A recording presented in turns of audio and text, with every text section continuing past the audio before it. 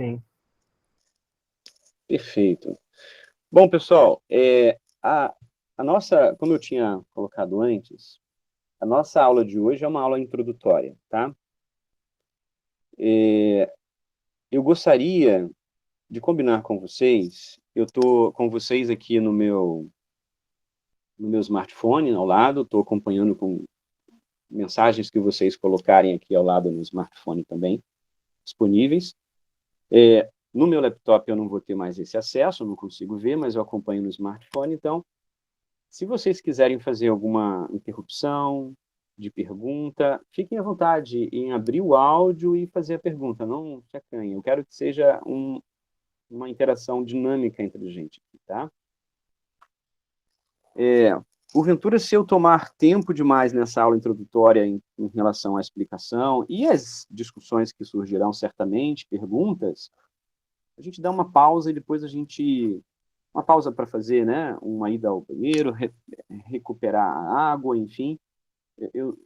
Hoje, como é o primeiro dia, vamos ver o termômetro de até onde nós conseguimos ir dentro do planejamento que eu fiz.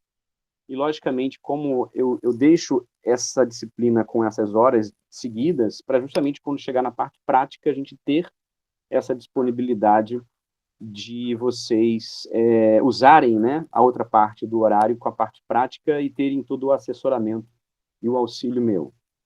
E, logicamente, como a gente vai fazer esse contato meio que com aula híbrida, a ideia é também que com a aula híbrida eu possa ter, né, esse momento da aula expositiva, discutindo com vocês o conteúdo e disponibilizar um material acessório, né, complementar para vocês fazerem atividades, né, após o encontro virtual, tá bom? Alguém ia falar alguma coisa? Não, Não? professor, desculpa, eu tô com o Não, microfone aberto e eu acabei esbarrando aqui. tranquilo. Bom, a primeira slide da nossa aula de hoje é esse aí, né? Onde eu faço aqui uma provocação a vocês, né? Alguns aqui colocaram que estão fazendo mestrado, outros iniciando o doutorado, outros até já aí numa caminhada do doutorado, né?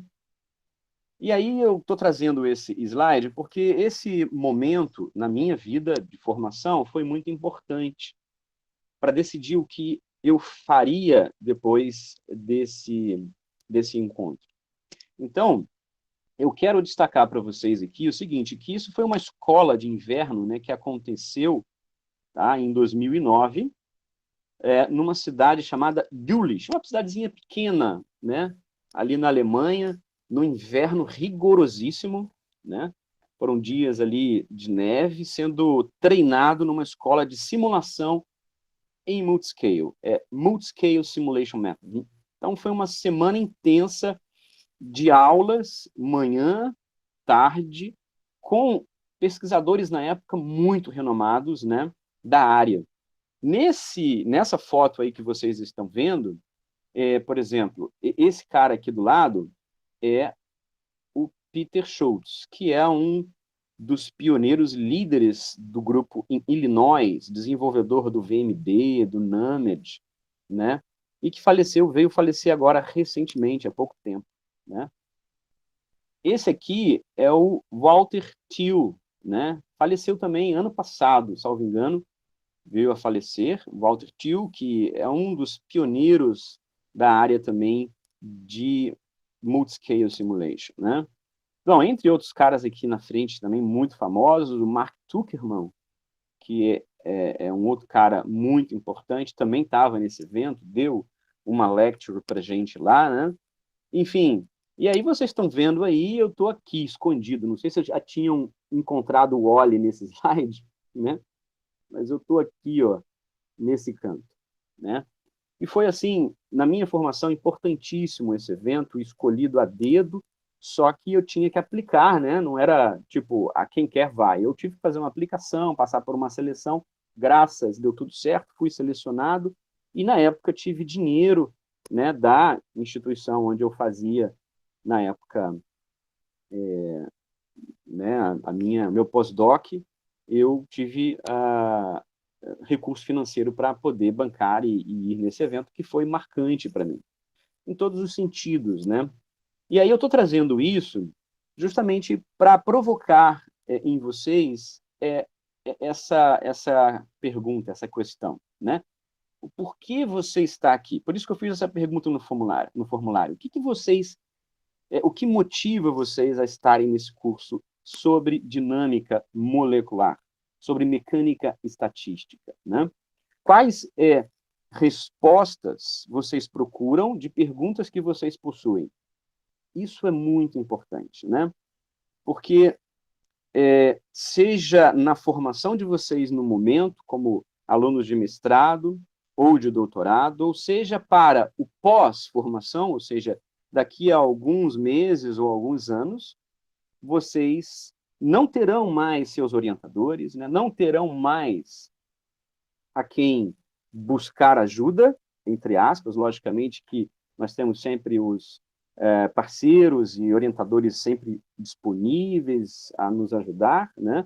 Grande parte deles, logicamente isso não é um consenso geral, mas depois desse processo você vai estar ali agora sendo dono do seu nariz, de fato, e seguindo aquilo que você quer, né? Então, nesse sentido, foi muito importante para mim, porque eu já estava decidido a fazer a minha aplicação, né, minha carreira, né, por aplicar e, e, e juntar, né, todo o esforço de trabalho na área de simulação em multiscale, e foi mais ou menos isso que me motivou, né, a dar sequência a essa formação depois. Então, aquela escola de inverno, ela foi importantíssima para que eu pudesse unir todo o conhecimento a respeito, né, de cálculos de estrutura eletrônica que, em geral, estão aqui na faixa de Angstrom, tá? E aí nós estamos falando de sistemas pequenos, de algumas moléculas, alguns átomos em moléculas, tá? Por conta justamente do custo computacional que essas técnicas possuem, a depender, logicamente, do nível de teoria que você está usando. Então, são cálculos que estão aí na faixa de femtopicosegundos, e a gente vai até falar de algumas coisas a respeito dessa escala temporal em algumas aplicações ainda hoje. A formação que eu já tinha na área, né, de simulação atomística clássica, tanto na escala de nanômetros, como a gente vê aqui, de simulação que, na época, né, beirava já o microsegundos, né, e que hoje a gente vê simulações cada vez mais aí próximas dos segundos, a depender do modelo que você usa, e, logicamente, dependendo do modelo que você usa, você vai para simulações em mesoescala, tá? Onde, vamos falar muito disso, né? São modelos que vão trazer para a simulação aproximações, então a gente já não tem aqui todos os átomos explícitos no sistema. Alguns desses átomos eles são considerados por modelos chamados coarse-grained, tá? Models, que vão unir, por exemplo, o grupo CH2 como uma única entidade física, o grupo CH3, ou até mesmo um anel, né, benzênico como uma única entidade. Enfim, dependendo do modelo, né, as aproximações aqui são maiores, portanto, a gente consegue simular sistemas maiores na escala de micron e conseguimos realizar simulações também em tempos bem mais longos, né? O meu pós-doutoramento foi um desenvolvimento, né, de um programa em Fortran de simulação que unia a escala atomística com a escala micro, tá? Então, o tema, né, o projeto do meu pós-doutoramento foi desenvolvimento, né, de um programa atomístico contínuo que fazia a simulação de dinâmica com o que a gente chama de CFD, tá? Que é a sigla para Computational Fluid Dynamics. Então, a técnica de CFD é uma técnica bastante conhecida pela engenharia, né? Engenheiros, enfim, aeroespaciais, engenheiros químicos, engenheiros elétricos, todo tipo de engenharia usa muito Computational Fluid Dynamics para simular processos, né? E a ideia do meu pós-doutoramento foi justamente unir, né, a técnica de CFD à técnica de dinâmica atomística a nível molecular para, assim, simular, né, multiscale, fenômenos em multiscale. Então, foi mais ou menos isso que eu fiz no meu pós-doutoramento. E aquele evento que eu citei há pouco, ele, digamos, foi já ali um amadurecimento, uma consolidação das coisas que eu queria fazer adiante, né? E, logicamente, com isso, você pode chegar à simulação do macro, né, de protótipos, né? Ou seja, daqui dessa escala de tamanho para cá, o que a gente está fazendo é o que a gente chamaria de bottom-up, né? Ou top-bottom, bottom-top, bottom-up, existem algumas siglas em inglês usadas para isso, enfim, mas você pode fazer exatamente isso, você pode unir essas diferentes escalas de tamanho, né, do sistema em diferentes também escalas temporais. E é mais ou menos a respeito disso que vai ser a história um pouco do nosso curso, porque nós vamos falar bastante de uma técnica que hoje, cada vez mais, ela está sendo aplicada em simulações tipo multiscale. Eu vou falar um pouco sobre isso e trazer exemplos para vocês adiante, que vai ficar bem claro do que eu estou dizendo, tá? Bom, a motivação de nós falarmos, estudarmos e aplicarmos, né, a dinâmica molecular, eu poderia trazer várias, né, motivações, mas eu acho que uma consolidada seria a respeito do Nobel de Química dado em 2013 para esses três caras aqui, o Martin Karplus, o Michael Levitt e o Ariel Wasser, tá? Que receberam o Nobel pelo conjunto da obra, por terem sido pioneiros, né, em desenvolver diferentes, né, metodologias dentro da técnica de simulação por dinâmica molecular, e, em especial, ter incorporado à técnica de dinâmica molecular o que a gente chama justamente dos métodos QMMM, ou seja, Quantum Mechanics and Molecular Mechanics Simulations. Exatamente isso aqui, ou seja, eles aplicaram, a depender do fenômeno a ser observado, eles aplicaram técnicas quânticas, de teoria quântica, para, por exemplo, entender reações químicas específicas no sistema, mas usando técnicas de dinâmica molecular, então, unindo essas duas escalas aqui, né, de tamanho e escalas temporais, tá? Em aplicar isso no estudo em especial que os três estiveram envolvidos aí ao longo da carreira deles, na compreensão de sistemas biológicos, na compreensão, né, dos fenômenos biológicos acerca de proteínas, enzimas, de biomoléculas. Então, eles foram agraciados, né, com esse Nobel em 2013, que foi para a área de química computacional uma consolidação, né, dessas técnicas fortíssima, tá?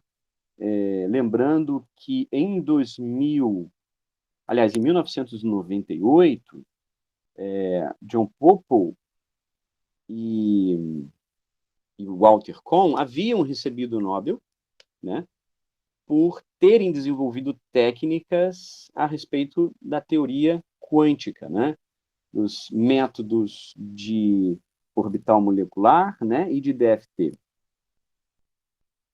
Isso em 98. Né? E aí vem esse Nobel em 2013 realmente para consolidar toda a área, né, de química computacional como um todo, tá? Para a descoberta de novos materiais, né, o entendimento de fenômenos biológicos, enfim, muito importantes.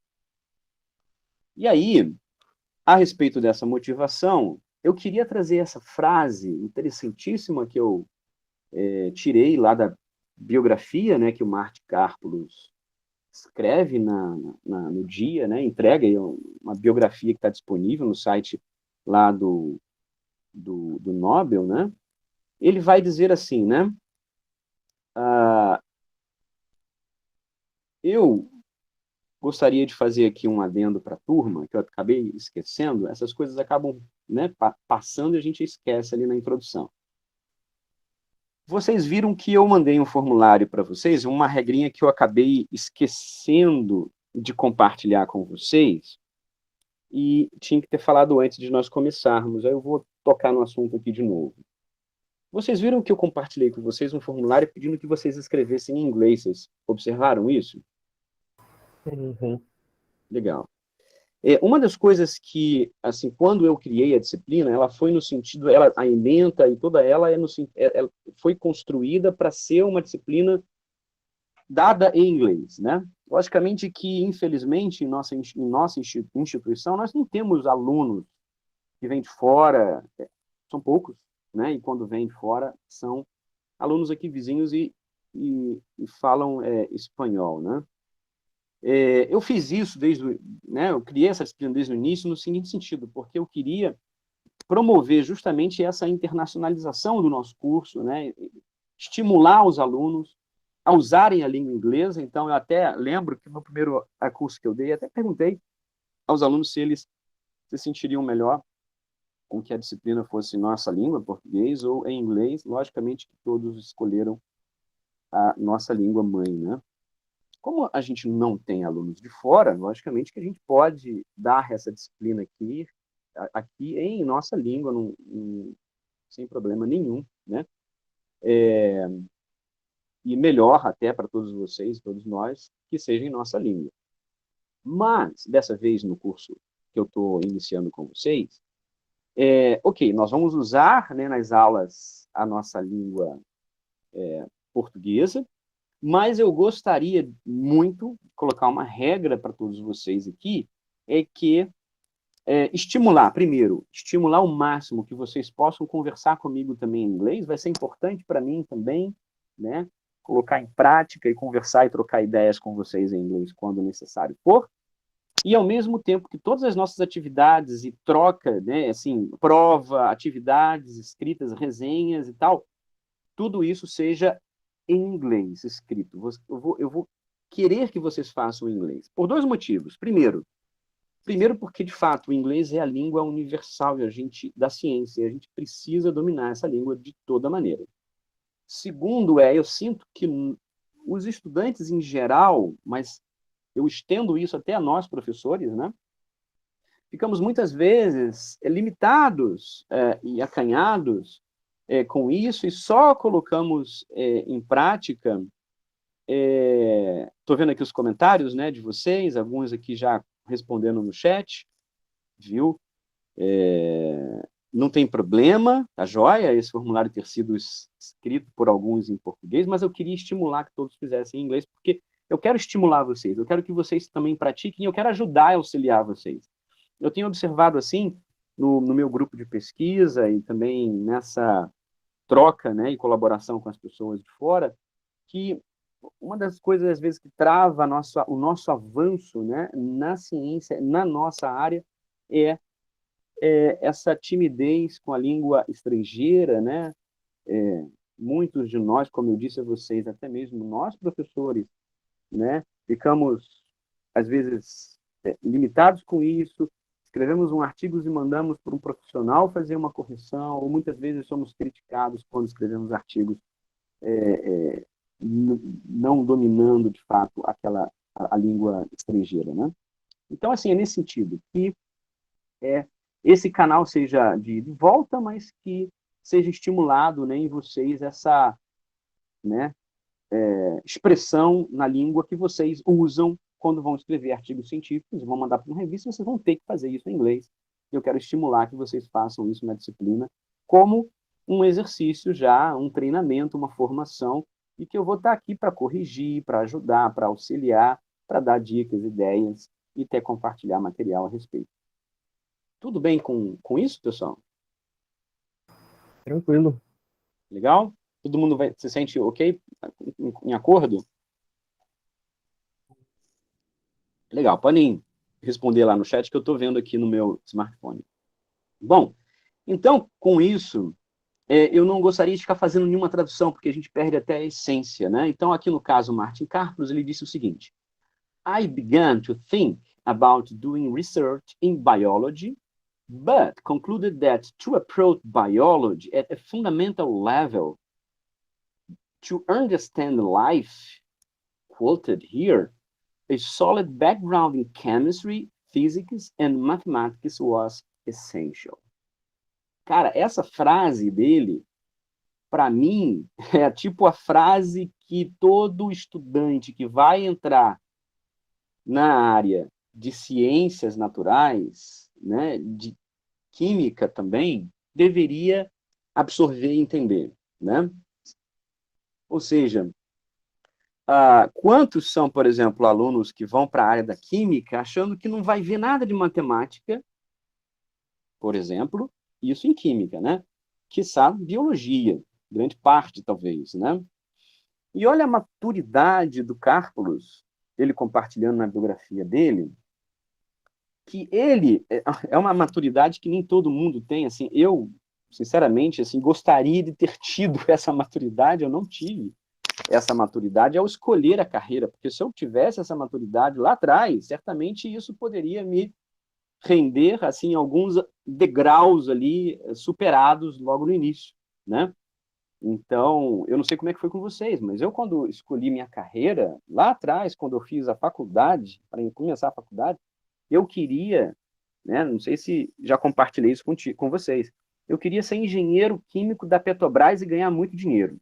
Essa era a minha referência, quando eu entrei na faculdade, tá? E tanto que entrei no curso de engenharia química, na Federal do Rio, na Escola de Química, e com o intuito, eu quero ser engenheiro químico da Petrobras, eu quero ganhar muito dinheiro como engenheiro da Petrobras. E vejam onde eu estou hoje, né? Então, ou seja, é, é, é, o quão me faltou talvez lá a maturidade para saber o que eu queria de fato da vida e quantas pessoas passam por isso, né? E Martin Karplus, ele fala o seguinte, ele já sabia que queria fazer pesquisa em biologia, mas sabia de antemão, certo? Logicamente por experiências e conversas que ele teve, como vocês estão vendo aqui, né? Ele conclui então que para isso, para adentrar na biologia, era fundamental ter uma formação muito sólida em química, física e matemática. Fabuloso, não? Alguns estão comentando aqui no chat. E isso é verdade, Karine, sem dúvida, né? Lógico. Essa questão da maturidade, isso vem até, inclusive, com uma evolução histórica, né, em relação aos cursos. Por exemplo, eu sou de uma época que, no curso de graduação, eu estudei, né, cálculo 1, 2, 3 e 4, cálculo numérico, álgebra linear 1 e 2. A minha formação no meu curso de graduação em matemática foi bastante puxada. Eu tinha também estatística, né? Então, assim, a gente vem ao longo dos anos cada vez mais enxugando, né, as habilidades, as competências nos cursos, dando ali um ferramental muito, muito básico para que o aluno consiga, né, se formar. A questão é, observem aqui, eu vou até trazer uma questão importante a respeito de cultura também, né? De onde que você está, qual ambiente que você está inserido. Martin Karplus, ele estudou em Harvard, né? E Harvard tem por cultura um saber holístico das áreas, só que é dado ao aluno essas oportunidades. Então, observe, a nossa estrutura universitária, ela enxuga os currículos dos cursos, por exemplo, de química foi bastante enxugado ao longo das décadas, mas, em contrapartida, não está sendo oferecido, entendeu, por outros cursos, seja lá da economia, da administração, da engenharia, oportunidades né, para que o aluno construa o seu saber diante das oportunidades que, né, estão ali, para que ele, né, saiba e faça o que quer fazer na sua formação. Então, é uma questão de cultura muito forte aí também, né? Alguém quer comentar alguma coisa? Tudo bem, né? Certinho. Aí, eu queria, então, destacar para vocês aqui um vídeo, tá, que eu gostaria que vocês assistissem. É um vídeo curto, ele tem aqui 3 minutos e meio só. Queria compartilhar esse vídeo para destacar a vocês aqui, tá, exatamente a aplicação daquilo de que eu falei antes, da simulação em multiscala, que vai de quântica atomística, né, que foi fruto do Nobel do professor Martin Karplus. Então, eu vou ver aqui se eu consigo abrir para vocês o vídeo, só um segundinho. Espero que sim. Deveria clicar aqui e abrir. Ok.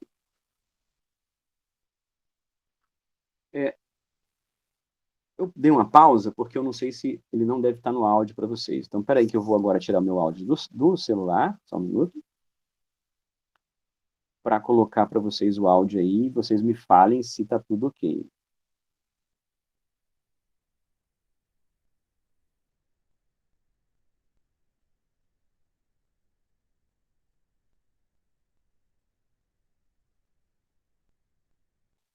Surgiu o áudio para vocês? Ainda não.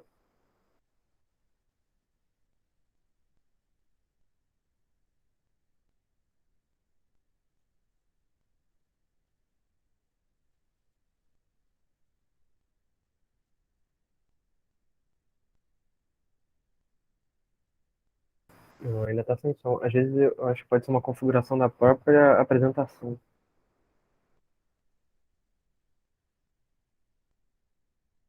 Eu já sei o que é.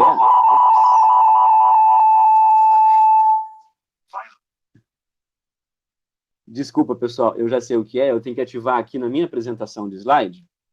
Só um minuto. E interromper no meu smartphone. Por isso que deu a microfonia. Agora que sim. Então agora vai, tá bom? Espera aí.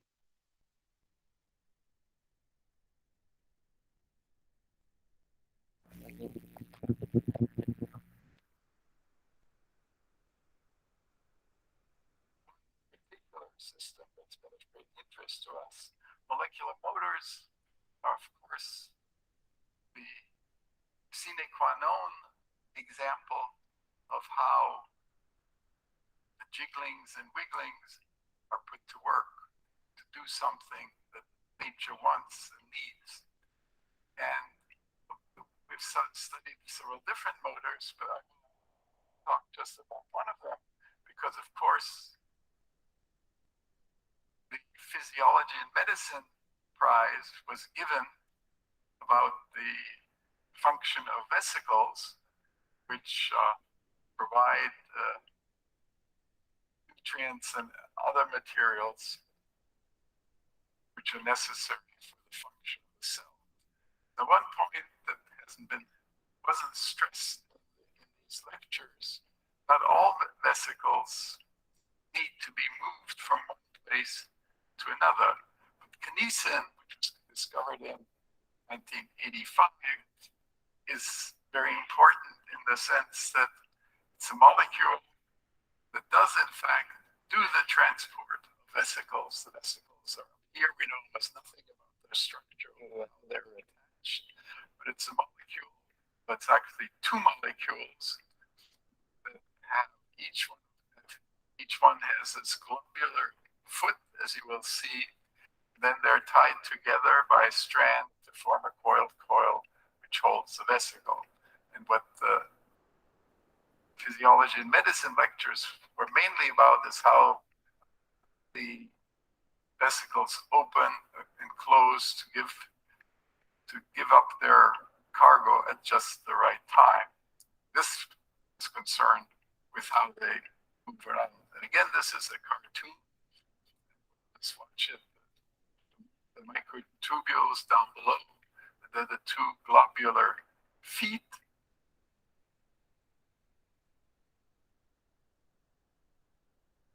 a real-time photograph,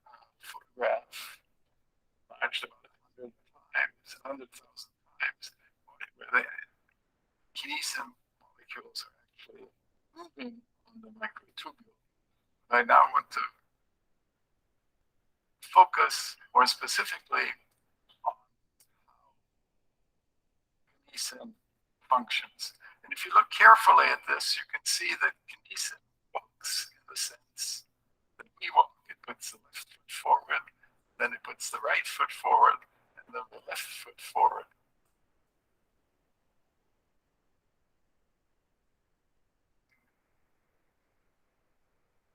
Now,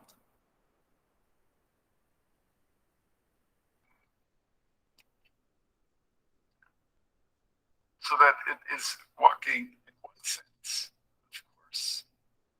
It's surprising that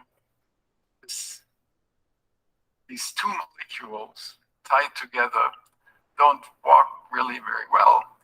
To me, but the way they're walking is much more like a person who has artificial legs, who sort of walks forward like this. Molecular system without all the things we have to make our feet work. It's amazing to me.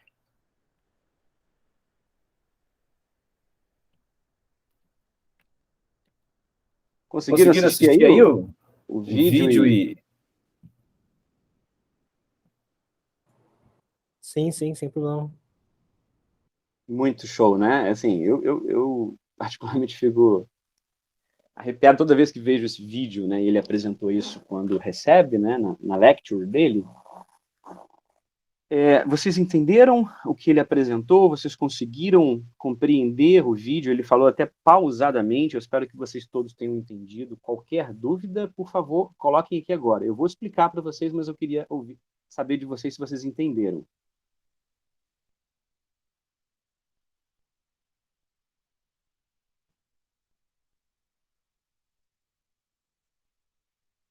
Podem comentar no áudio ou então escrever aqui. Eu ia falar a mesma coisa, a qualidade do áudio estava um pouco mais baixa, o que dava para entender eram pequenas partes. Estava baixa só, até dava para ouvir, mas entender muito bem não.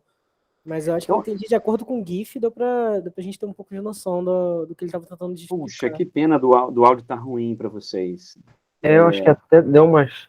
não sei se a taxa de quadros do vídeo estava um pouco baixa, não sei, estava um pouco picotadinho assim, mas deu para pegar a ideia principal. Tá, eu vou explicar para vocês um pouco agora e vou compartilhar o vídeo em seguida para vocês verem depois da aula com calma, tá bem? Vou colocar lá no Classroom. O que ele está explicando ali vocês perceberam na imagem que do lado tinha uma microimagem, que era um filme, de um experimento real.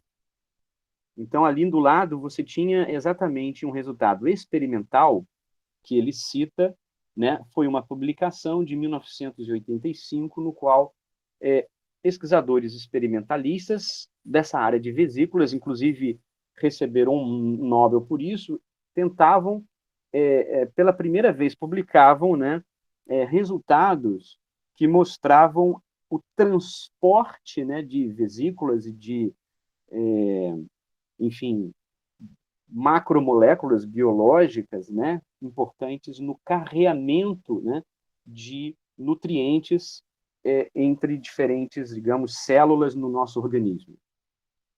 Ok? E o que Karplus ele está mostrando no vídeo, né, o resultado de estudos que o grupo dele, né, publicou ali em 2003 e que tenha sido muito importante para a elucidação daqueles mecanismos de transporte de nutrientes entre células, né, biológicas no ser humano.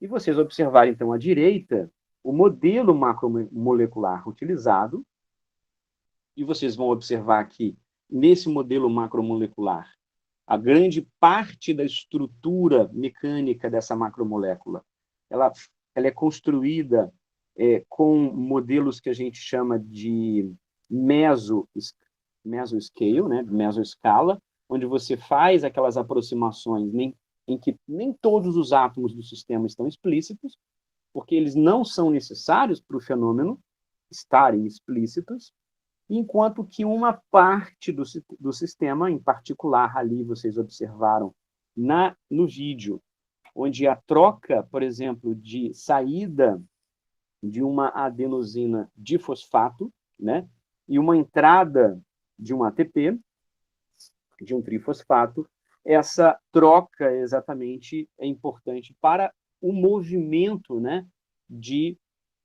do passo que é dado pelaquela macromolécula, né, para ela dar um passo adiante, como se fosse mesmo um andar, né, que nós temos, onde primeiro você vai uma perna e aí depois você vai outra, logicamente, que ele mostra no vídeo, que esse movimento molecular, ele é um movimento na simulação, né, feito em etapas bem diferente do andar natural que nós temos, lógico, porque são fenômenos em escalas diferentes e é feito por estruturas biológicas diferentes, mas que se assemelha ao caminhar, ao andar nosso, né? Por isso que ele fala lá do kinesin walk, né? Que é o andar dessas kinesinas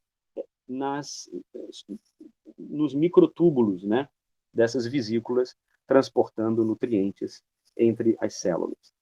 Então, basicamente, a história é essa que ele apresenta ali, e é fruto de uma simulação, né, de dinâmica molecular clássica com dinâmica quântica em uma parte específica do modelo molecular. Então, é isso. Entenderam? Sim, professor, perfeito. Obrigado. Legal. Então, essa aqui é uma das aplicações, né, que vocês podem ver que é possível se fazer com dinâmica molecular. Recentemente, eu estou trazendo para vocês e compartilhei lá no Classroom, esse grupo aqui de pesquisadores, liderado por Jorge Seminário, eles fizeram simulações de dinâmica do que a gente pode chamar de uma nanobateria de íon lítio. Tá?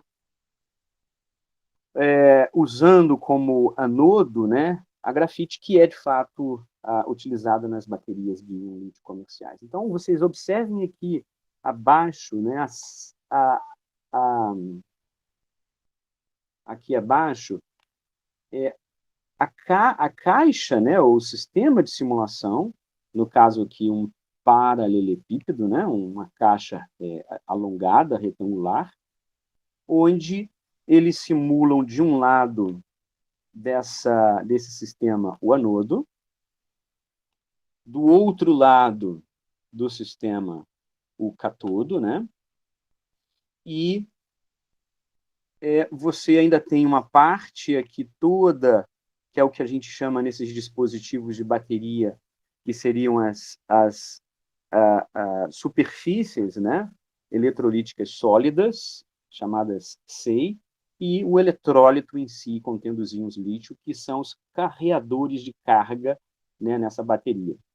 E por simulações de dinâmica e também usando quântica nas interfaces onde há esse processo, né, do lítio mais indo a lítio, certo? E aqui o inverso do lítio indo a lítio mais, né? Então, esse processo, né, de oxirredução foi estudado por métodos, técnicas de quântica, dinâmica quântica, né, em auxílio às técnicas de dinâmica molecular clássica. Então, é um modelo de multiscale, onde você tem partes do sistema sendo tratados quanticamente e outras partes do sistema tratadas classicamente. Tá?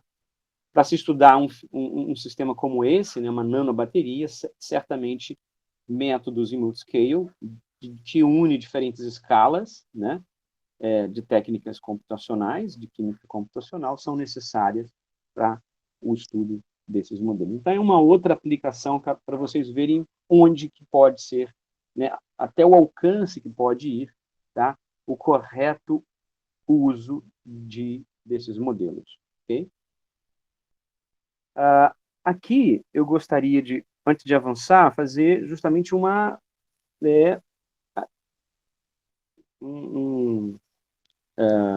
provocação a todos vocês, né? Que é o seguinte, são modelos antes de qualquer coisa. Então, o que é verdade é o dado experimental, sem dúvida, né? Esses modelos, para funcionarem, precisam ser muito bem construídos, precisam ser validados. Então, uma das coisas que eu quero ensinar a vocês ao longo desse curso é justamente isso.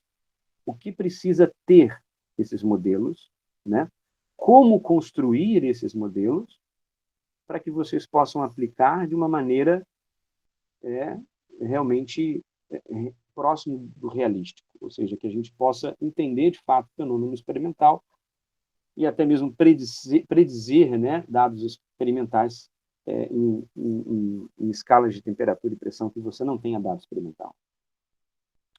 Então, essa que é a ideia dentro do nosso curso aqui, de simulação molecular, é passar a vocês essas informações básicas a respeito das simulações.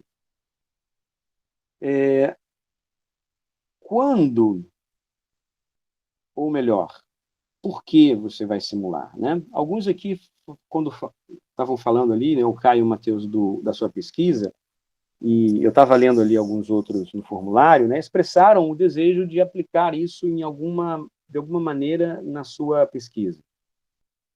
Então, aí vem essa pergunta, né? Por que a simulação molecular? Okay? Uma das respostas rápidas é porque ela, é simples e ela nos ajuda a salvar, por exemplo, dinheiro e tempo, né? Então, quando a gente pensa, por que eu poderia estar fazendo isso experimentalmente? Por que eu vou fazer simulação, né? Uma das coisas que, ao longo das décadas, assim, estimularam bastante uma corrida, né, dos cientistas em fazer simulações nos computadores, já que esses computadores se tornaram capazes de simular sistemas cada vez mais complexos, foi não apenas assim de nós podermos entender melhor o dado experimental, ou entender e aplicar uma teoria de uma forma mais aprofundada, mas também poder predizer, né, fenômenos. Então, a simulação ela pode também ser um complemento, né, ao dado experimental, no sentido de que ela pode explicar o dado experimental e reproduzir esse dado de uma forma muito acurada e precisa, e com isso, ao ser validada e validado o modelo, né, de simulação, a gente pode agora, com um bom modelo, predizer, né, comportamentos. Como ficou muito claro no vídeo. Ou seja, eles, com o modelo deles, conseguiram não apenas reproduzir o dado experimental de um sistema extremamente complexo, como agora, com um bom modelo, você pode extrapolar para condições, por exemplo, termodinâmicas, que um dado experimental jamais alcançará. Tá? E aí, com isso, você pode explicar fenômenos, mecanismos, tá? Enfim, reações químicas e por aí vai. Tá bom? Com isso, eu queria trocar agora uma ideia de uma forma dinâmica com a turma.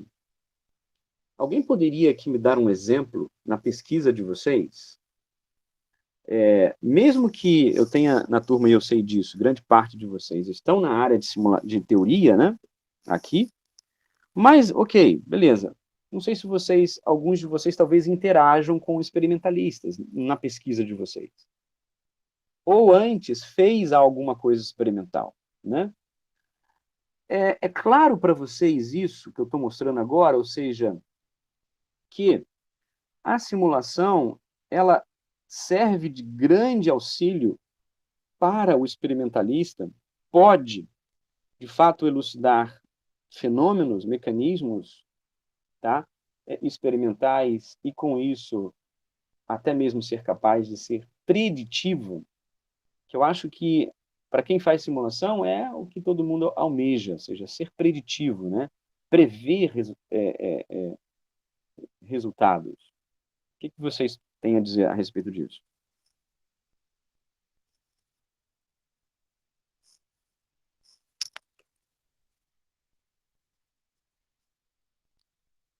Legal. O Haroldo está compartilhando aqui no chat, né, que ele finalizou há um mês um artigo com a professora Ana, que o Wagner está avaliando, explicando a formação de um produto inesperado. Quer falar um pouco sobre essa experiência, Haroldo?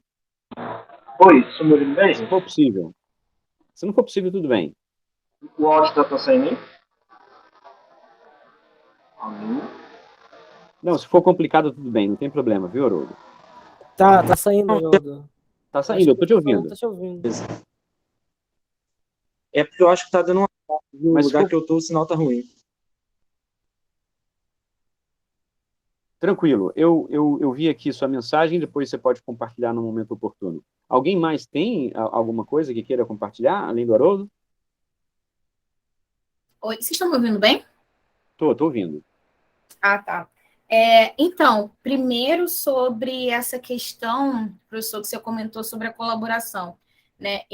Acho que todo mundo, eu acho que eu fiz matéria com todas aqui, acabei falando um pouco da minha pesquisa, mas de maneira geral, a gente trabalha muito com o estudo de mecanismo de reação. Então, acaba que a gente lê ou interage, de certa maneira, bastante com o pessoal da síntese, em especial síntese orgânica, né? Tanto nessa linha que o Haroldo comentou aqui, justificar produtos inesperados e tudo mais, também compreender a reação mais em nível atômico, porque não são todas as universidades que têm laboratórios experimentais que estudam mecanismos de reação. Por exemplo, na UF, eu sei que não tem, mas no FRJ tem, até o professor Pierre e tudo mais. Mas então entrar aí nessa área, né, com essa colaboração, e aí ter sempre um diálogo, né, entre as duas áreas. E também, no final, você comentou brevemente sobre a questão do nosso grande objetivo, que é o design das coisas, né? Prever também o perfil, enfim, do que a gente quer avaliar. E aí acabou que agora eu entrei também no outro projeto que a gente está fazendo algo desse tipo, que a gente não tem colaboração com o experimental, e a gente que está propondo, né? Aí é desenhando algumas possibilidades, moléculas e tudo mais. E aí, nesse contexto, que entra muito a importância do modelo ser bem definido, ser bem discutido. Mas, enfim, né? Eu acho que são exatamente esses dois campos. De um lado, a gente, como buscando respostas que eles trazem para a gente, o pessoal experimental, e também do outro, a gente começar a desenhar possibilidades para propor também para experimentalistas explorarem de alguma maneira. Legal, bacana trazer essa tua experiência, Karine, né? Prática já na sua pesquisa, né, que você está fazendo agora, e é mais ou menos isso mesmo, né? E como eu tinha mostrado em relação à motivação antes, até alguns anos atrás, e eu vou até dizer assim um pouco cético, talvez ainda no Brasil a gente esteja em processo de amadurecimento, porque eu não sei, lógico que eu não fiz nenhum levantamento para falar isso aqui com vocês, mas certamente, pela minha experiência de colaborar com grupos lá fora, eu vejo que a gente está num processo de amadurecimento e consolidação de técnicas em química computacional e com essa comunicação com experimentalistas, que já é estabelecida, muito bem estabelecida e consolidada em grupos, como, por exemplo, do professor Martin Karplus ali, que eu mostrei para vocês, entenderam? Né? Então, eu particularmente, né, falando da minha área de pesquisa e atuação, colaboro, por exemplo, com um grupo experimentalista na Suécia, no qual né, é um grupo tradicionalmente que busca teóricos e gente da simulação para responder perguntas que eles não conseguem acessar por técnicas experimentais. Bom, e é justamente aí que a gente entra, né? A dinâmica molecular, a simulação, ela em parte, se vocês fizerem um paralelo, vocês vão entender isso ao longo do curso, ou certamente já talvez tenha essa ideia, é como um experimento, né? Ou seja, um experimento, um laboratório experimental, nós temos que preparar uma amostra. Então, a gente tem que saber lá alguns parâmetros em relação a quantidade de material que você precisa para fazer uma caracterização de um determinado material, né? O preparo da amostra, a depender se a amostra está no estado líquido, gás, né? Sólido, estado físico da matéria é importante, né? Na caracterização. Da mesma forma, se vocês olham aqui do lado, Na dinâmica molecular, vocês vão ver que nós temos um trabalho de preparar uma amostra tal como no experimento no laboratório. Ok? Então, nós devemos, assim, selecionar, né, um modelo de N partículas, e aí o preparo dessa amostra tem toda uma consequência dos resultados do que virá na simulação. Da mesma maneira, o preparo da amostra aqui, ele tem toda uma consequência das etapas seguintes no experimento.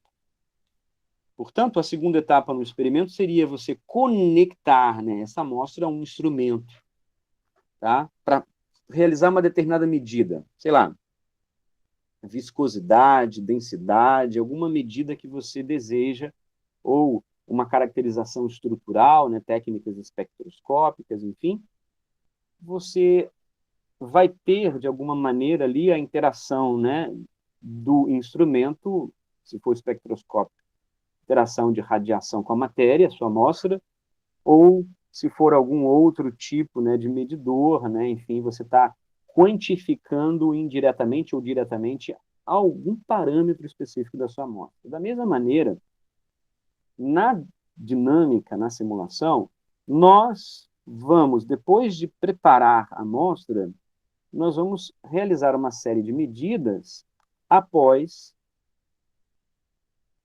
rodarmos, né, em si a simulação, e no caso da dinâmica nós vamos fazer resolver as equações clássicas de Newton, tá, que a gente vai falar em detalhes sobre tudo isso e a parte do formalismo matemático envolvido. No experimento, nós medimos, em geral, né, uma propriedade que é uma média no tempo, certo?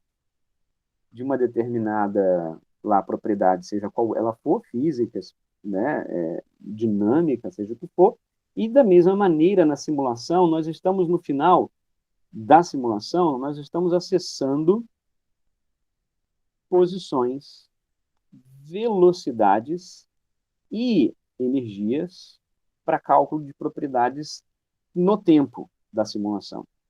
E a simulação aqui, especificamente, a gente vai ter uma simulação no tempo finito, tá? Tal como no experimento também, ela é dentro de um intervalo finito de tempo, a propriedade média obtida após a medida. O experimento ele está sujeito a ruídos estatísticos, tá? Que vai, digamos, aumentar, tá? Vai exigir com que você, o usuário, ele aumente, né, a coleta de dados, ou seja, você vai precisar, né, de mais dados para que a sua estatística ela reduza ao máximo esse ruído, tá, nas suas médias.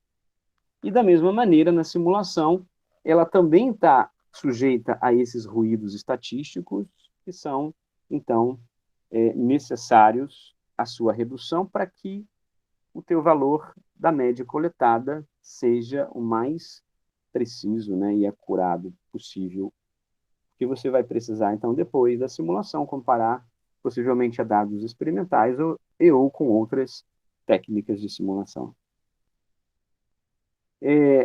O Beren Smith, no livro dele, né, ele diz assim, que também a simulação, tal como o experimento, né, ela está sujeita a erros similares ao experimento. Por exemplo, a amostra não foi bem preparada, o modelo não foi corretamente preparado, ou alguma coisa está errada no seu modelo, você vai ter problemas nos seus resultados. Ou, digamos, a medida que você está fazendo de um determinado fenômeno, ele não está na escala de tempo correta, coerente com o fenômeno que você está medindo. Tá? Ou, de fato, a tua estatística, os seus ruídos, eles são problemáticos e você precisa melhorar a sua estatística para reduzir ao máximo esses ruídos. Ok? Então, observem que aqui nós podemos fazer um paralelo, compararmos muito bem né, uma medida experimental e uma medida por simulação, por dinâmica molecular. É muito bacana essa esse paralelo que a gente pode fazer entre as duas coisas. E o que a dinâmica, então, ela pode calcular? O que ela pode entregar a você, certo? Bom, ela pode entregar uma gama de propriedades, tá? Desde propriedades aí termodinâmicas, como densidade, calor de vaporização, capacidade calorífica e energia livre de solvatação, tá? Entre outras. Propriedades dinâmicas, você pode acessar, por exemplo, coeficiente de alta difusão, viscosidade, mecanismos de transporte. Como vocês observaram, a propriedade acessada antes no vídeo pelo professor Martin Karplus era justamente a respeito dos mecanismos de transporte de nutrientes, né, entre células. As correlações, né, de alta velocidade também, e também propriedades estruturais, como função de distribuição radial, fator de estrutura estático, raio de giro e deslocamentos químicos por Rn. Ou seja, nós, no curso, vamos aprender a calcular uma gama dessas propriedades com as simulações e, logicamente, não todas, talvez, né, mas uma grande gama e, do ponto de vista teórico, vamos percorrer boa parte dessas propriedades, né? E, além dessas aqui, também propriedades espectroscópicas podem ser acessadas pela dinâmica, como, por exemplo, análise de modos normais que vão te entregar um espectro teórico. E aí, quem é da quântica aqui tem aí agora a capacidade de você, de repente, comparar, né, e melhorar o seu espectro da quântica, porque se você faz um cálculo de quântica em fase gás isolada, você tem uma única molécula e não tem o efeito da fase condensada, como na dinâmica molecular. Então, o teu espectro pela simulação de dinâmica molecular, logicamente construído um modelo muito bem validado, ele vai te entregar resultados bastante interessantes a respeito de dados espectroscópicos. Então, observem que nós temos aí uma gama de possibilidades, certo? São 3h23 agora. A gente começou aqui o nosso bate-papo 2 da tarde, já estamos avançando aí para quase 1h30 de conversa, né? E é sempre cansativo para mim, cansativo para vocês que estão aí me ouvindo. Eu gosto sempre de dar um intervalo e aí a gente continua depois do intervalo. Pode ser? Claro, Tá pode. Sem ótimo. problema. Então, Pode são 3h24 agora, vamos dar um intervalozinho de 10 minutos, 3h35 a gente está de volta, mais ou menos. Pode ser? Perfeito. Pode, sem problema. Legal. Então, até daqui a pouquinho.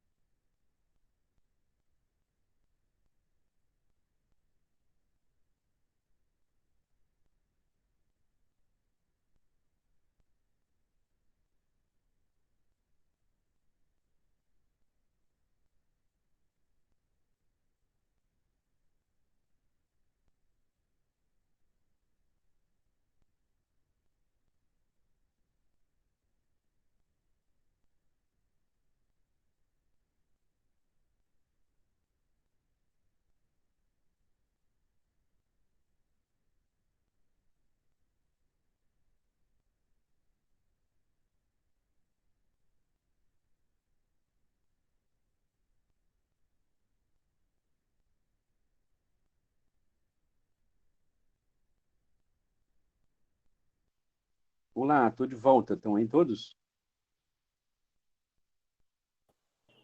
Oi, oi.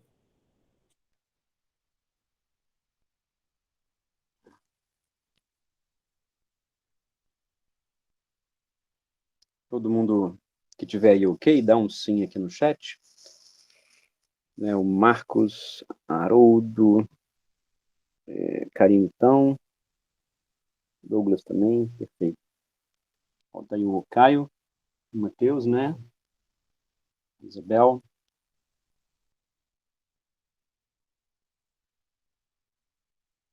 Matheus, ok. Isabel, ok.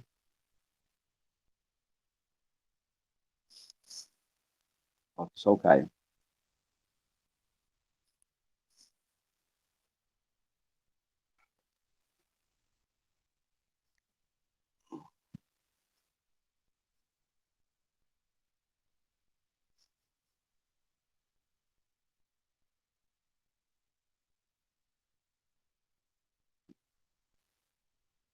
Qualquer coisa, não sei se o Caio está aqui com a gente, mas a gente pode continuar. Professor, mas... desculpa. Me ausentei rapidamente, eu já cheguei, desculpe. Beleza. Podemos retomar aqui, então.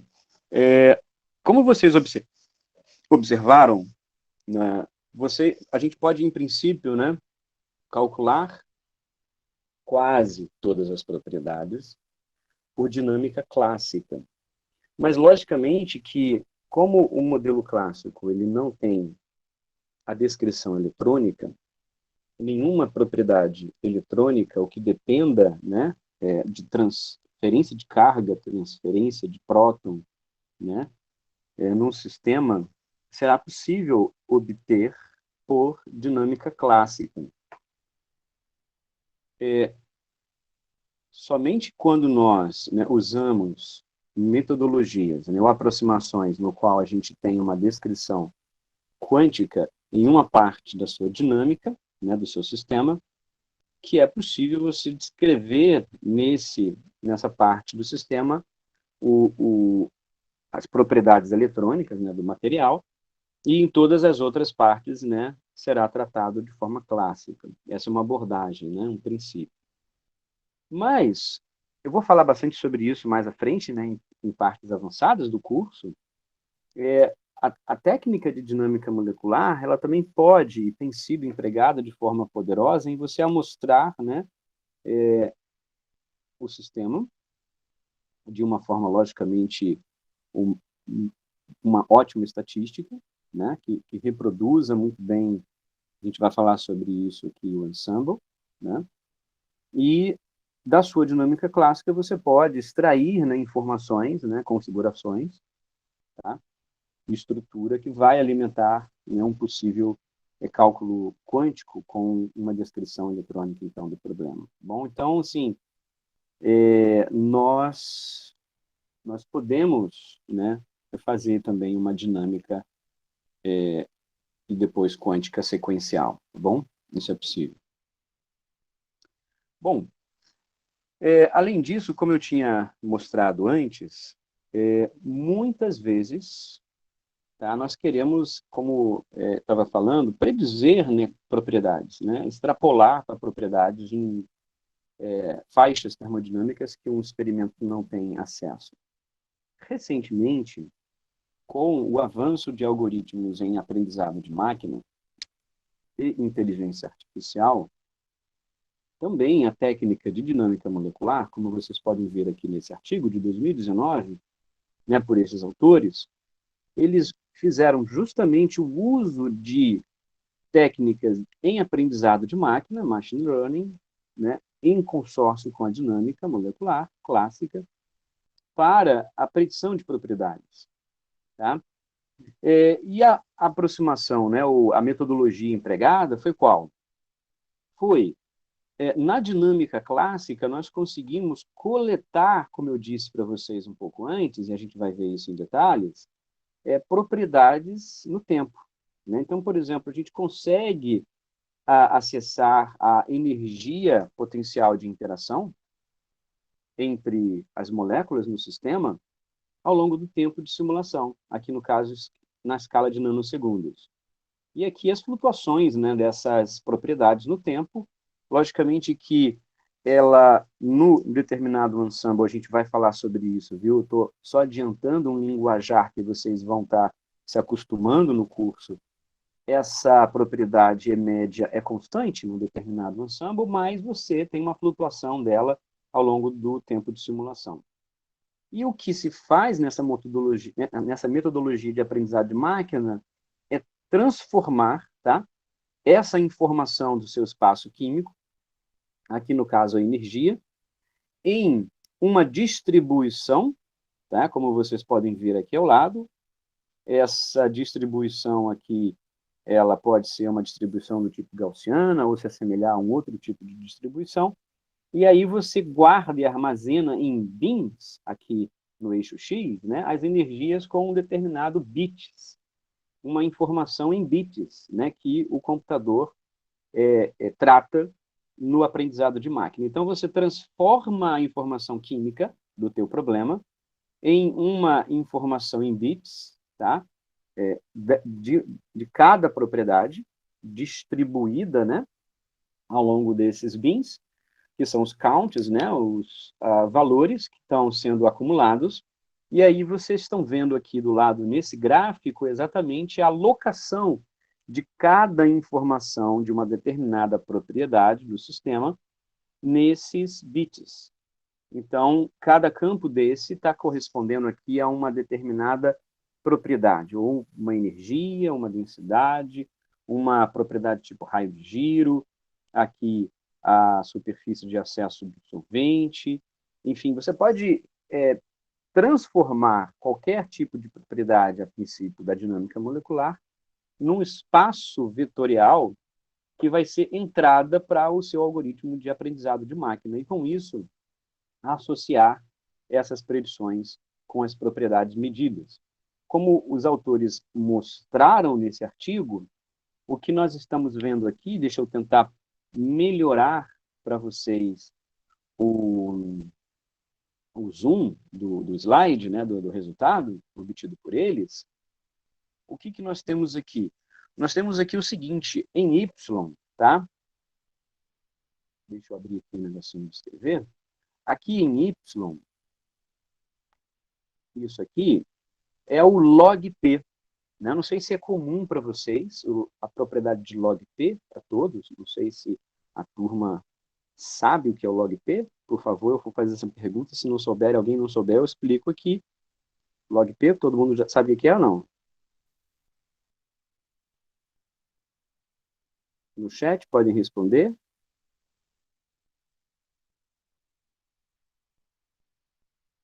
Estão comigo, pessoal? Estou fazendo uma pergunta para vocês aí. Oi, professor. Responde aí no chat. Eu não estou lembrado dela, não. Se puder me explicar, agradeço. Legal. O log P, ele é o coeficiente de partição, né, octanal água. Né? O que acontece? Num sistema biológico, a capacidade ou a solubilidade de uma determinada droga em meio aquoso ou em meio lipídico, que é formado pelas membranas, né, é medido por um modelo, né, quantificado por um modelo de coeficiente de partição octanol água. O octanol é um modelo molecular que mimetiza bem uma membrana, digamos, fosfolipídica, ou seja, ele tem uma cadeia longa, apolar, né, e a sua cabeça é um grupo OH polar. Então, você tem uma cabeça polar, né, e uma cauda longa apolar, que é basicamente, né, a estrutura química de uma membrana fosfolipídica. Então, você tem uma parte polar e uma parte alongada apolar. A permeabilidade de compostos, né, que vão atravessar, por exemplo, a membrana, ele vai ter que ter uma permeabilidade lipídica, ou seja, na parte apolar também. Tem uma interação polar e depois um transporte, digamos assim, apolar. Então, você, por exemplo, para quantificar, né, o quão um composto é tóxico ou não, né, nocivo, né, às células, essa solubilidade no meio aquoso, a solubilidade, né, em permear, né, o ser transportado por membranas é essencial é um conhecimento muito importante para a predição, por exemplo, de boas drogas ou drogas menos tóxicas, enfim. Uma propriedade importante você ter a informação do log-P, ok? Tá claro a explicação? Ok? Então, o log-P vai quantificar isso, né? Em qual um composto, por exemplo, é permeável ou não a uma membrana. Aqui, nesse caso, em Y, tá? Ele foi obtido por uma técnica chamada aqui FEP, tá? Que seria uma técnica por dinâmica molecular para cálculo daquela energia livre de solvatação, tá? De vários, digamos, solutos em solventes. Logicamente que no caso do log-P aqui, a gente está tratando justamente dessa solubilidade em um modelo, tá? De água e um modelo de octanol. Então, você tem aqui nesses gráficos, em Y, o calculado e em X, o dado experimental. Okay? Então, aqui em cima seria o dado experimental para o log-P. Tá? Aqui em Y, calculado pelo modelo Cosmo RS, que é um modelo agora de solvente implícito. Então, eu não tenho mais aqui, como na dinâmica, o solvente explícito, o modelo de água explícito, mas no Cosmo RS eu tenho uma constante dialética do meio. Salvo engano, acho que foi o Matheus, né, que disse que fez cálculos de quântica em modelos de solvente implícito. Foi isso? Salvo engano. Ou vai fazer agora. Sim, foi. Né? Então, o Cosmo RS é um modelo de solvente implícito, um tipo de, né, método de solvente implícito. O que se fez aqui é uma predição, né, dessa solubilidade, ou do log-P, para essa gama de solventes testado pelo modelo Cosmo RS. E aqui, vejam vocês aqui nesse gráfico ao lado, foi um modelo predito pela metodologia dos autores, e usaram a dinâmica molecular, né, sendo uma técnica de amostragem desse sistema, alimentando um algoritmo de machine learning. Tá? Então, esse FP aqui vem justamente dessa predição por aprendizado de máquina. Então, o que os autores aqui destacam no trabalho deles? Deixa eu ver se eu retrocedo aqui no meu zoom para ficar completo. E o que eles destacam no trabalho deles é que o que eles obtiveram aqui nesse terceiro gráfico, tá vendo? Que é o confronto entre o calculado, predito e o experimental, é que a dispersão dos dados em torno dessa regressão em azul, tá? É mínima, tá? Em relação, por exemplo, o predito por Cosmo RS e o predito por uma técnica de dinâmica clássica com cálculo de energia livre de solventes explícitos. Então, vocês estão vendo aqui claramente que Opa! Deixa eu voltar aqui. Acabei dando um zoom demais.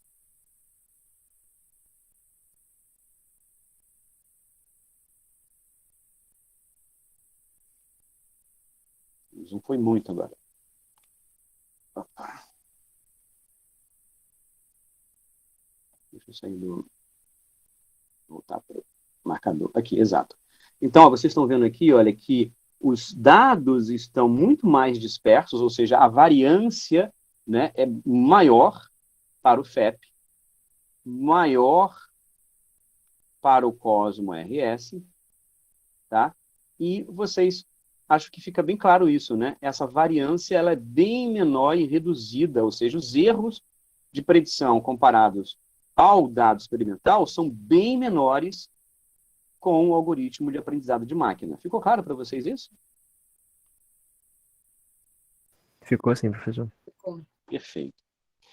Então, com isso, esses autores, eles desenvolveram essa metodologia, essa aproximação em 2019, então é algo recente que está em desenvolvimento e aplicação. Inclusive, os autores disseram que iam expandir isso para um número maior de classes de compostos orgânicos, né?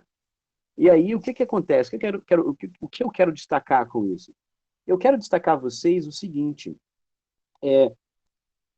já é real hoje, né? Ou seja, você não precisa de tempos longos de simulação por dinâmica clássica para obter uma predição de solubilidade. Eu acho que o Haroldo vai gostar muito de ouvir isso, porque justamente nós temos um trabalho agora recente com simulação de um soluto, né, em diversos solventes. Então, observem que aqui eles precisaram de poucas, né, pouco tempo de simulação clássica para gerar, né, os dados de entrada para o aprendizado de máquina, certo? Que, logicamente, pode ser, então, realimentado, né, conforme o treinamento, por isso chama-se aprendizado de máquina, então ele está aprendendo conforme a sua base de dados e as propriedades preditas, tá?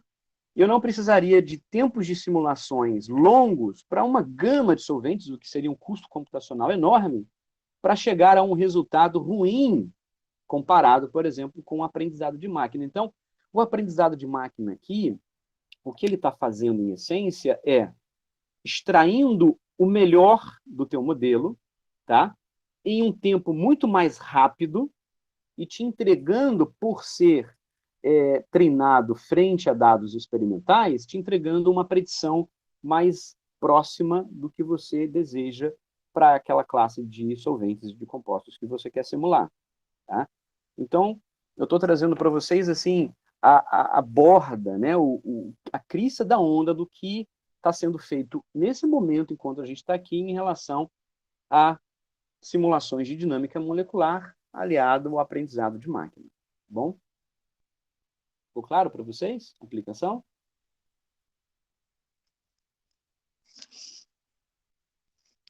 Sim, sim. Legal. Então, são coisas que vocês certamente podem fazer. Uma outra aplicação interessantíssima, essa aplicação eu vou também aproveitar aqui o Zoom para destacar para vocês no slide, é essa desses autores, que eu vou destacar aqui o Michael Klein e o Robert Carr, esses dois, né, ícones aqui, que são nomes importantíssimos, né, das técnicas de simulação, né, molecular, tá? Esses dois caras lideraram, né, junto com esse grupo de pesquisadores, aqui, esse estudo que tem causado, né, consequências bastante interessantes após a sua publicação. Essa é uma publicação de 2018, uma das que eu compartilho com vocês lá no material no Classroom. E o que eles estudaram, veja, também aliado aí de dinâmica clássica com dinâmica quântica, foi a difusão, né, dos íons hidróxidos ser, né, menor do que os íons hidrônio, tá, em água, justamente aí a explicação, né, por isso a inibição da estrutura, né, solvatada, né, correlacionada com a transferência de próton do sistema. Então, eles mostram aqui no gráfico abaixo que cada uma dessas espécies, né, quando no meio solvatada, então nós temos aqui em cima nesse gráfico os íons hidrônios sendo solvatados, né, por moléculas de água, aqui a molécula de água solvatada, né, por outras moléculas de água, e aqui abaixo os íons hidróxidos, né, OH- solvatados por moléculas de água. Então, o que eles estudaram nesse trabalho foi esse tipo de solvatação, logicamente fazendo uma dinâmica clássica e amostrando, né, o espaço de fase de uma forma bem adequada, e o mecanismo de transferência de próton, né, ou de transferência de carga, enfim, específico da interação da água com esses íons, foi estudado, né, por quântica. Então, nós temos aqui, né, aquilo que eu disse, que é um QMMM. Tá? A parte de química quântica, você pode usar um método e um nível de teoria, né, que, em geral, os programas têm disponível, ou então você desenvolver ou aplicar o seu, né, e a parte de dinâmica clássica implementada também na grande maioria dos programas. E aí o que eles observaram, né, pelas distribuições que eu disse, que determinam, né, a estrutura de solvatação, é um resultado tipo esse, onde nós temos aqui o eixo Deixa eu mudar aqui esse coisinha grandinho um pouco. Vou colocar um. Então, aqui nós temos em X, né, as distâncias entre as espécies, né? Então, aqui nós temos o valor em angstrom. Então, esse pico aqui de distribuição em verde, tá vendo? Olha, vai mostrar justamente os primeiros vizinhos nessa distância aqui em torno de 0,35 angstroms, tá? Que seriam as distâncias entre as moléculas de água em relação aos íons hidróxidos, ao íon hidróxido, tá? Aqui, a primeira camada de vizinhos de solvatação das moléculas de água em torno da molécula de água, e aqui a dos íons hidrônio. Então, vocês podem observar nesse gráfico, claramente, é que a estrutura de solvatação dos íons hidrônio, elas estão numa distância menor, tá? Então, essa região de distribuição aqui, olha, das águas solvatando os íons hidrônio, está em uma distância de solvatação menor, claramente, em relação às distribuições de solvatação de água em torno de água e de água em torno de íons hidróxidos. Tá? E aí, o que acontece? Essa maior interação, né? Agora, essa população aqui de íons hidrônios é uma população pequena comparada às populações aqui de íons, né? Íons hidróxidos, e a segunda camada de solvatação já é uma distribuição maior. Então, você tem aqui a caracterização de sítios, que são chamados sítios hidrofóbicos, né? Tá? Ou seja, são sítios, digamos, em que são regiões, né, exatamente onde você tem uma repulsão maior por moléculas de água, e aqui há sítios, digamos, hidrofílicos, né, ou seja, uma afinidade maior, né, pela água. Logicamente que os hidrofílicos, essa afinidade maior pela água vai se dar justamente pelo próton, que vai interagir com o oxigênio, enquanto que os hidrofóbicos seriam oxigênios, né, em uma repulsão maior com os oxigênios da água. Tá? Então, os autores, com esse estudo, eles, digamos, elucidaram esses mecanismos, tá, de solvatação, e mostraram que essas difusões dos íons eram diferentes justamente por conta dessa estrutura de solvatação deles no meio. Esse estudo, na época, ele surtiu um grande impacto, foi uma publicação da Nature, e mostra, né, essa importância de você usar a simulação para entender o comportamento ou dado experimental, porque o dado experimental ele não vai conseguir acessar essas estruturas de solvatação de uma maneira tão, né, rica como vocês podem observar aqui nas figuras. Poucas técnicas experimentais, como, por exemplo, aqui nesse caso específico, eu poderia fazer uma técnica de superfície, tipo XPS, né, para calcular a interface ou a superfície desse fenômeno. Só que, se for um fenômeno tipo um fenômeno de Bulk, como esse né, e com uma dinâmica muito rápida, ou seja, isso ocorre na escala aí de femtosegundos, né, essas migrações de íons solvatados, né, no meio, a depender do pH, logicamente, você não tem técnica experimental capaz de enxergar esse fenômeno de uma forma clara, tá? Enquanto que uma técnica, como, por exemplo, essa de simulação por dinâmica com a dinâmica quântica, é capaz de elucidar um fenômeno como esse. Logicamente que você precisa de um respaldo de dado experimental, que já se tinha, mas que não sabia explicar o motivo do porquê esses íons hidróxidos difundiam de uma forma mais lenta que os íons hidrônio no meio. Tá? Então, é uma outra aqui aplicação importante que elucida para vocês aí o que se pode fazer com a dinâmica molecular. Bem, para nós, então, adentrarmos, né, de fato, no cálculo aí de propriedades, nós vamos falar, então, de mecânica estatística. Tá? Como esse assunto de mecânica estatística, na minha programação aqui, a ideia era que nós fôssemos mais ou menos até 4 horas, eu teria já aprofundado nessa questão de mecânica estatística, mas eu acho que por conta dessa introdução no curso de hoje, a conversa que a gente teve no início acabou alongando um pouco o nosso bate-papo. Se eu entrar agora nessa parte de mecânica estatística na aula de hoje, eu acho que a gente vai passar bastante do nosso tempo. Então, eu vou fazer uma rápida aqui introdução, tá? E a gente vai aprofundar mais na semana que vem a respeito desse assunto. Bom, em relação, então, à mecânica estatística, que a gente vai precisar entender no curso é o seguinte: é exatamente a mecânica estatística que vai fazer esse elo, esse link entre o micro e o macro. Então, todas essas propriedades que eu estou mostrando para vocês aqui, em relação, por exemplo, essa estrutura de solvatação que eu mostrei, a essas amostragens estatísticas e cálculo de energia livre, por exemplo, nesse trabalho.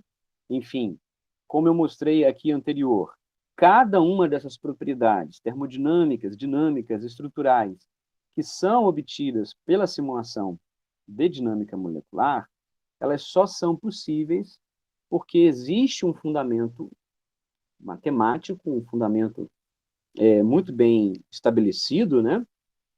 Desde dos estudos pioneiros de Boltzmann a respeito da mecânica estatística. Então, a mecânica estatística ela é exatamente esse suporte matemático e fundamental, tá? Que vai permitir nós obtermos a evolução temporal das coordenadas do sistema e relacionar quantidades microscópicas, micro, com propriedades macroscópicas. Então, quando nós fazemos uma medida experimental de qualquer propriedade, vamos supor viscosidade, né, um viscosímetro, você está fazendo a medida de uma viscosidade, é um fenômeno de transporte dinâmico e que possui uma dinâmica lenta. Depende de vários fatores, como o cisalhamento entre camadas, né? Se for num fluido tipo newtoniano ou não, ou seja, se for um comportamento linear ou não linear. Enfim, tudo o resultado da propriedade medida, viscosidade, depende das propriedades microscópicas. O que nós medimos experimentalmente é uma média de todas essas interações, né, no tempo finito do experimento. E aí, logicamente, também cada técnica experimental tem a sua temporalidade, né? Você leva um determinado tempo para se adquirir, né, lá uma determinada propriedade. Você pode medir essa propriedade N vezes e tirar uma média delas, e certamente, né, as suas medidas não serão iguais, vão flutuar em torno de um valor médio, né, porque justamente o processo é dinâmico, né, no tempo. Então, você está coletando valores que estão flutuando no tempo. Da mesma maneira, o que nós estamos querendo agora acessar do ponto de vista microscópico são essas flutuações dessas propriedades a nível molecular. Então, é disso que trata a mecânica estatística. Tá? Algumas definições eu queria destacar para vocês desses principais livros. Eu trouxe para vocês aqui os que eu achei assim, mais importantes, tá? Desses livros. Então, são alguns conceitos, né, que estão lá nos livros, e aí eu queria que vocês observassem, né, exatamente como cada autor, né, define mecânica estatística ou, né, termodinâmica estatística, como alguns, né, também assim definem, o ponto de vista que cada autor tem. Então, esse aqui é o livro do Bjornsen, Simulating the Physical World, onde ele vai definir o seguinte, ó: The aim of statistical mechanics is to provide a recipe for the proper averaging over these detailed solutions in order to obtain thermodynamic quantities. Então, o que ele está querendo dizer é exatamente que a mecânica estatística vai, né, fornecer, tá, digamos, a receita básica, o fundamento básico para que você colete médias, tá, das quantidades termodinâmicas, tá, que vão ser obtidas. Eu não sei se vocês sabiam, mas o Erwin Schrödinger, ele tem um livro de termodinâmica estatística. Não sei se todos vocês sabiam disso aqui. Aliás, é um livrinho de fácil leitura e rápido, muito bom.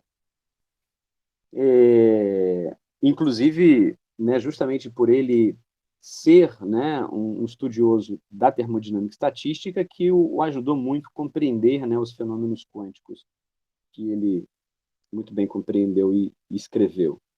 Ele vai definir o seguinte, ó, to determine the distributions of an assembly of any identical system over the possible states in which this assembly can find itself, given that the energy of the assembly is a constant E. Então, o que ele está querendo trazer para nós aqui, no conceito dele de mecânica estatística, é sobre você determinar distribuições de ele chama, interessante, de assembly of any identical systems, ou seja, um conjunto aqui de N sistemas idênticos. Essa terminologia usada por Schrödinger, assembly, tá, foi com o tempo, tá, trocada, né, modificada por ensemble. Tá? Então, vocês vão observar historicamente, né, no início da termodinâmica estatística, muitos autores usavam, né, essa palavra, essa terminologia assembly, né, para definir esse conjunto de microestados, tá, de um sistema, aqui no caso de N partículas idênticas, e aí isso vai sendo modificado com o tempo por ensemble, que é o que a gente comumente usa hoje. O Donald McQuarrie, no livro de Mecânica Estatística, ele vai dizer o seguinte, ó, the goal of statistical mechanics is the understanding and predictions of microscopic phenomena and the calculations of microscopic properties from the properties of the individual molecules making up the system. Então, a definição do McQuarrie, ela tem tudo a ver, diretamente a ver com isso aqui, né? O micro linkando o macro. Ele vai definir, no seu conceito, justamente que a mecânica estatística, tá? Ela vai fornecer justamente a capacidade de você predizer, né, ou acessar fenômenos macroscópicos e calcular propriedades macroscópicas, tá, a partir dos constituintes individuais do sistema, tá, que constituem um sistema, bom? Ou seja, moléculas, átomos. E o livro que eu disse a vocês, que talvez seja uma referência avançada, né, de termodinâmica estatística, seria o do Hill, onde ele vai dizer: the object of statistical mechanics is to provide the molecular theory or interpretations of equilibrium properties of microscopic systems. Então, mais uma vez aqui, ele vai fazer o link entre uma teoria, né, molecular ou interpretação das propriedades de equilíbrio de sistemas macroscópicos baseado justamente numa teoria, né, de moléculas em um sistema. Então, essas são algumas definições, tá, de mecânica estatística que nos faz, então, criar, né, a seguinte interpretação.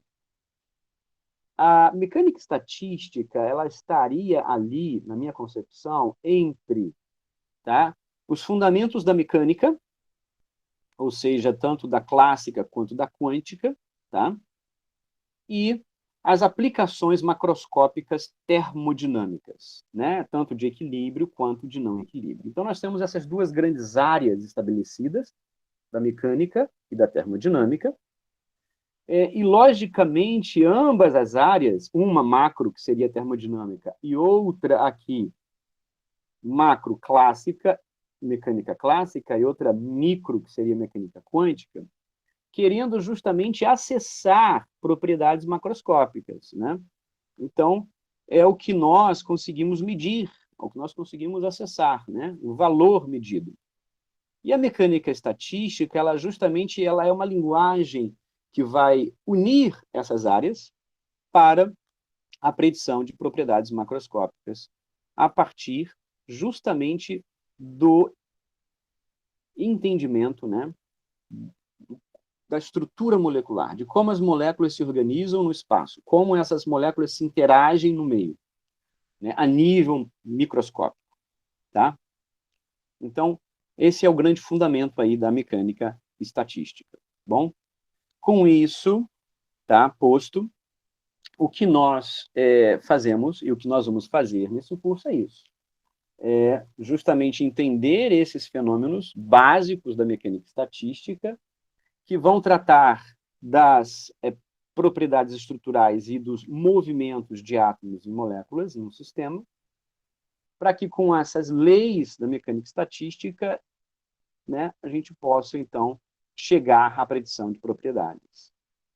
E aí, para definir tais propriedades, numa simulação, nós vamos precisar, né, entender o que seriam esses microestados termodinâmicos que vocês observaram nos conceitos, que vão tratar de ensembles chamados NPT, onde o número de partículas, pressão e temperatura do sistema serão constantes, tá? Esse seria um ensemble isobárico, isotérmico. Um ensemble canônico do tipo NVT, onde o número de partículas, volume e temperatura são constantes, ou aqui um ensemble, né, microcanônico NVE, onde agora a energia será constante. Então, aqui, em termos gerais, né, apresentando para vocês o linguajar da mecânica estatística, é onde nós vamos aprofundar nos próximos encontros. Nós vamos falar agora, destrinchar o formalismo matemático a respeito dessa mecânica estatística e como que isso linka com a dinâmica molecular, né? Qual é o link, qual que é a liga que existe entre esse formalismo e a dinâmica molecular que a gente quer usar, tá? No fim das contas, mais à frente, vocês vão observar que nós vamos fazer simulações nesses ensembles. Nós vamos ter que caracterizar e definir muito bem esses ensembles para que as simulações elas tenham, né, condições termodinâmicas muito bem estabelecidas, tá? E que seriam, digamos, as condições de contorno para o nosso problema, tal como é feito no experimento. Quando você vai fazer um experimento, você tem que ir lá setar, né, a pressão, a temperatura, enfim, a massa do sistema, que define o número de partículas, para que você possa ter um resultado estatístico da medição que está sendo feita, né, de uma forma clara e concisa e interpretável, né? Então, é isso que a gente quer no curso de introdução aqui à mecânica estatística e dinâmica molecular.